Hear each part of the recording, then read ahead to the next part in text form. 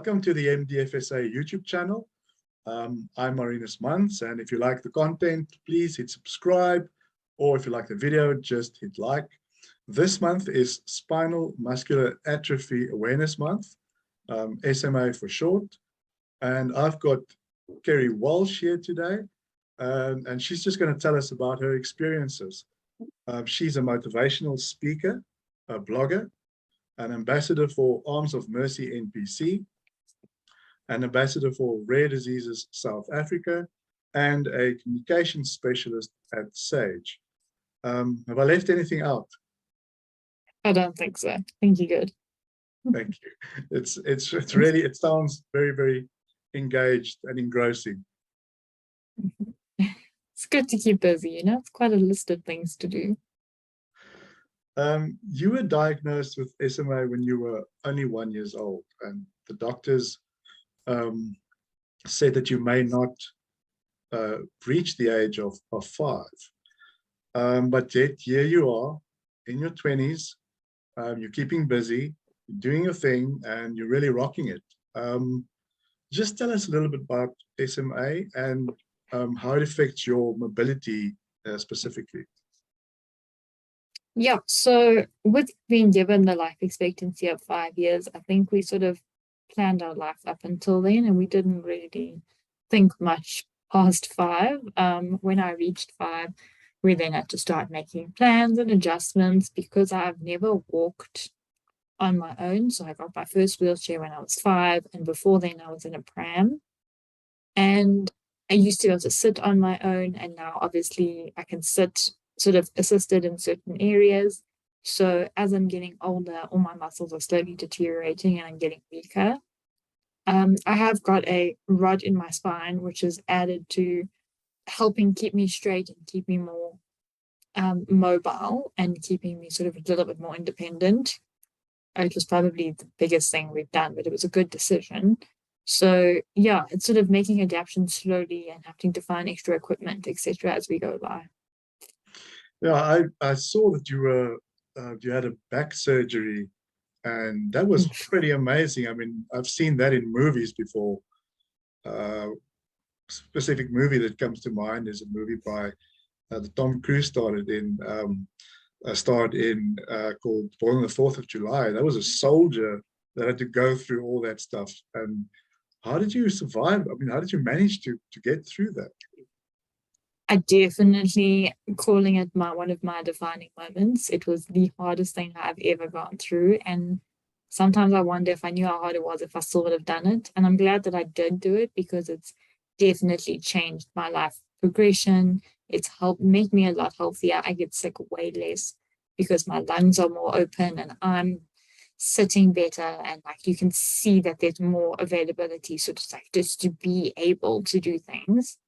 But also like it comes with a million different side effects and 100 different new things you have to learn how to do. And one of the weirdest things was I was taller, so I no longer fit in our car because I drive into the boot.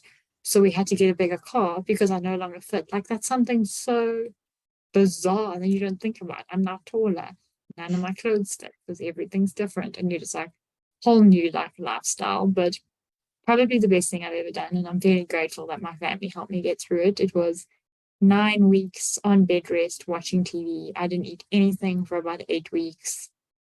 Not the greatest choice, but good diet.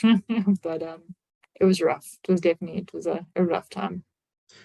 Well, I mean, it's not only the physical things, right? I mean, you do use a wheelchair, electric wheelchair, but there are other challenges and barriers that society puts in our way, like hurdles, that we have to just get over, you know. What are some of those other challenges that you had to face?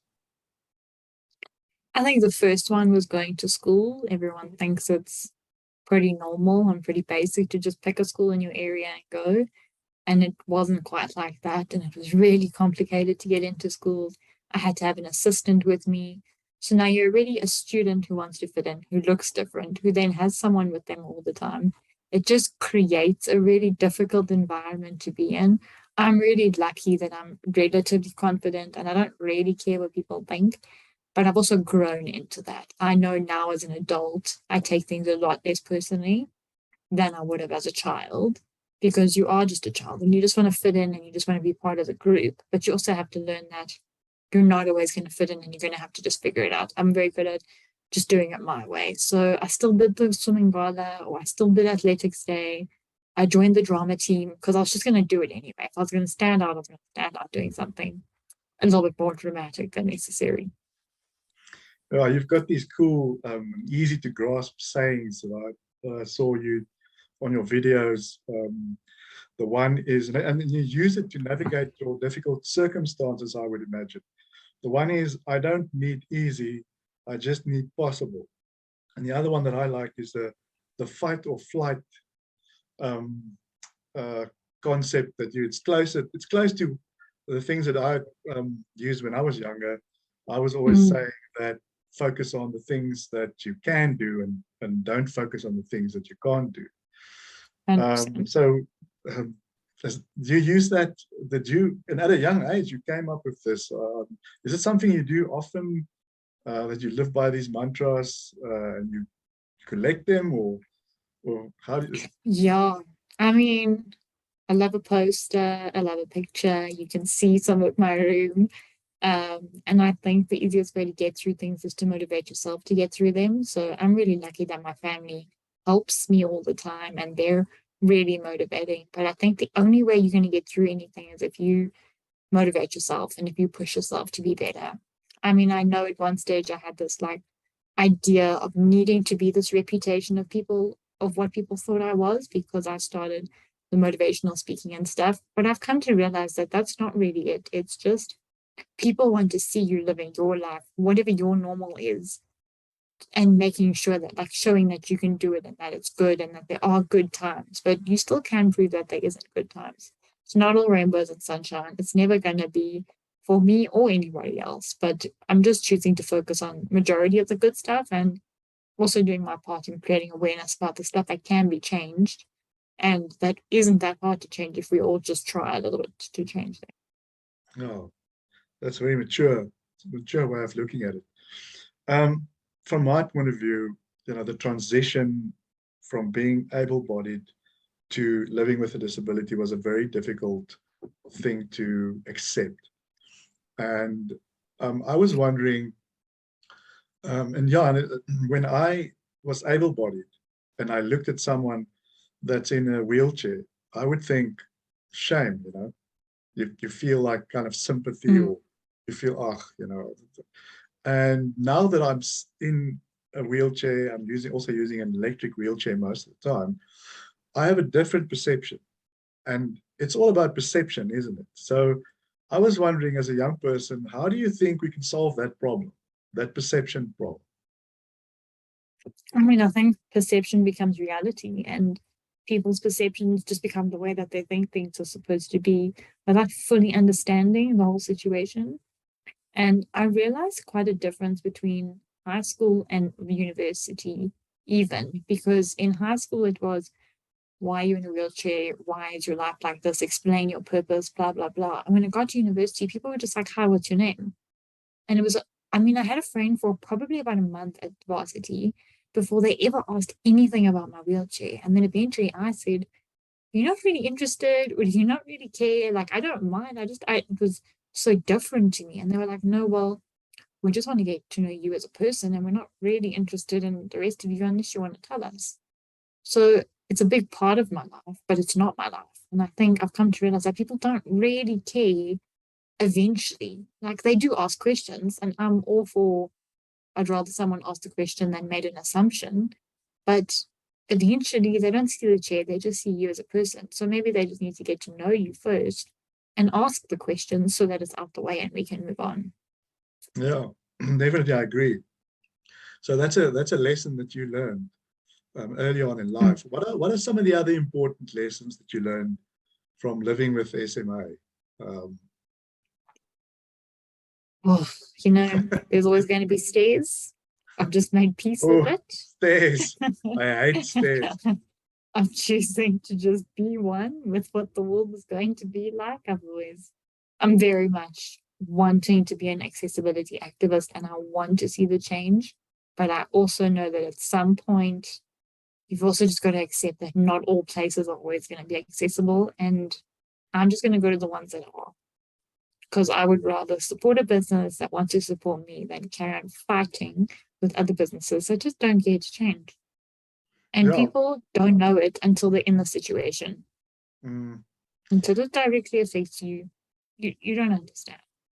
Yeah, I mean, I also saw that you at some point that you wanted to get involved with the accessibility issues, and you had a Twitter account that you also. I wanted to ask you about that. Is what do you think is the solution? Because I went on holiday last in December, and with my specific disability, it was a nightmare. It's the first time in a long time that I went with my caregiver. And every place that we had to, and I can't stay at one place because I have to rest before driving. So every place that I went to is different. There isn't a standard place. Sometimes the loo is too low. Sometimes the shower is dangerous. Sometimes the bed is too high. And what we need is we want it all at the same level, very predictable, very safe, things to hold on to.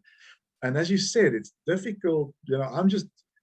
I have to do renovations right now to once again adapt, and it's very expensive. So you kind of understand why the whole world is not going to change everything for you because it costs money. So, but honestly, I think there are easy ways to, like, one of the easiest things to do in things like you can adapt it to this thinking. But one example is just like, why are the loos so low? Just make it everywhere in the world the same level as a wheelchair. I agree. If you just made everything the same standard, it would make it so much easier than adjusting to a new standard every time. I'm not asking for something to be different, just make it all the same. And it's also not just for the persons with disability. I was thinking, like, a friend of mine was busy with a building project, and he asked me about disability accessibility at a building. And I said, think about everyone who's going to enter this building. Maybe it's women with prams. Maybe it's persons who are not able to are older. So try an inclusive kind of design where you think about everyone and the worst kind of disability that you can, like, for instance, the gradient has to be, for everyone, not just, I can't go up a gradient that's too high. I have to sometimes reverse I have a manual chair and I have to reverse. But even with the electric chair, if it's too high, it feels unsafe sometimes. So exactly. So I don't know. I've been doing it for a long time, and I still don't have answers with my parking, for instance. With disability, I'm now parking away from the disability parking. I put a cone right next to my car, and I double park. My stress is gone. So those are the best way to do it. Yeah. I'd rather park on the other end of the parking lot where there's lots of space and no people. And isn't that what you meant with the fight or flight thing? Remember that 100%. It's like, choose your battles, isn't it? You got to pick your battles. Got to pick what you're willing to fight with. Exactly. Sometimes, I mean, I'm not one to not pick a fight, but some days you just got to be like, I'm just not doing it today. I don't have extra capacity to fight somebody else's fight. No, I agree. What I also wanted to ask you is, why did you decide to become a motivational speaker? I can understand, obviously, that you wanted to push these issues, and then you took a gap year. Actually, I wanted to ask you about the gap year. Did that gap year become more permanent? Because you also have work now and you have to juggle all these things. How do you balance it all out? So there's not enough hours in the day, and I need to learn to say no, but I haven't learned that yet. So I took the gap year because I genuinely had no idea what I was going to do after school. I was so confused. I didn't know where I fit in this world anymore. I'm not a big fan of change, and I was just sort of stuck and panicking all at the same time. So I took a year to figure out what I was going to do, but in this household, you don't do nothing. So I did a year of saying yes to everything. Anything anyone asked me, I was like, I'll try it. Let's go. Let's do it. I did everything under the sun And how did that that I work could out for you? possibly think of. I mean, I learned a lot, tried a lot of new things, didn't like everything. It was probably a really cool learning experience and a good way to Yeah. figure out where you fit in and what you enjoy. And then I did a speaking engagement. Actually, a lady phoned my mom from MDFSA and asked my mom if I would speak at a all boys school about casual day. And I was like, no thanks, I'm good. I don't speak. I don't know why you're asking me. I don't do that. And my mom said, yeah, sure, she'll do it, and didn't tell me. And then took me to do the speech, very unprepared. And I was like, I'll just do it. I'll just wing it. I'll just tell my story and see what happens. And a lot of the boys really appreciated it. A lot of them came and spoke to me afterwards. The teachers really found something with it. And I sort of just sparked something in me like, this is something I want to do, or this is something I enjoy. And I wanted to help those people who were in my exact same position at the end of high school, not knowing where they fit in this world and not knowing what the heck they're going to do, and help them sort of understand that A, it's okay not to know, and B, you don't need a plan. Yeah. Like, Well, it'll no. happen when it happens, you'll be okay. So, which is now I come to where I want to ask you about your future plans.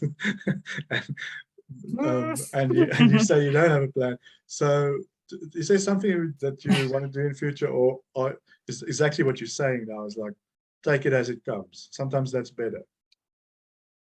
Yeah, I mean, I've often done this whole you don't need a plan, live, go with the flow. And then I became a very structured, very I need a plan kind of person.